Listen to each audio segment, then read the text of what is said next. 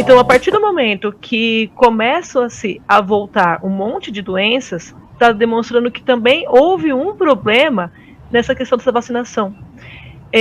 Que vai até um pouquinho além do movimento anti-vacina, né? Que o movimento anti-vacina é recente, ele tem 10 anos.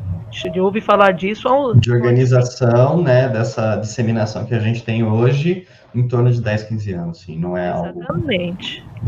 Então, se tem adulto pegando o sarampo, é porque houve algum problema na questão da vacinação. E aí a gente entra no campo da própria educação, do porquê que essas pessoas não se vacinaram. E aí acaba voltando lá no nosso gráfico que a gente mostrou no texto base, né, que 68% das pessoas que têm um ensino superior estão preocupadas com saúde. Então, ter plano de saúde demonstra também a preocupação com saúde, né? Isso é interessante.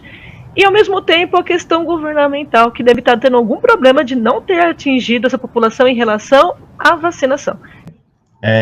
A logística de uma dinâmica de vacinação, ela não é simples, especialmente quando a gente tem metas tão ousadas como a do Brasil de vacinar 95% da população, e a gente consegue até.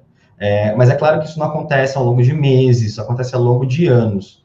Se a gente pensar, por exemplo, na erradicação da poliomielite no Brasil, né, 1989, poxa, a poliomielite, ela começa a ter vacina na década de 60.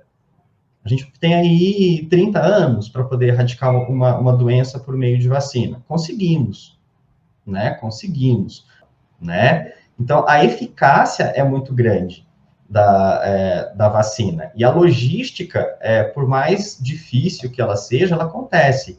É muito interessante ver como que acontecem as dinâmicas de vacinação de populações indígenas, comunidades ribeirinhas, que moram nos rincões de distanciamento dos grandes centros, mas os profissionais de saúde conseguem, e é super delicado. O armazenamento da vacina depende de refrigeração, então, tem lugares que demora 3 dias para chegar, porque depende de barco, o avião não consegue chegar, não tem estrada, então o esforço é enorme. E a gente entender que isso é, assim, delicado para acontecer e pensar na existência de um movimento anti-vacina é um pouquinho desumano. Aí eu externo uma opinião, é muito egoísta. A OMS considera hoje o movimento anti-vacina como sendo um dos 10 maiores riscos contra a saúde pública no mundo.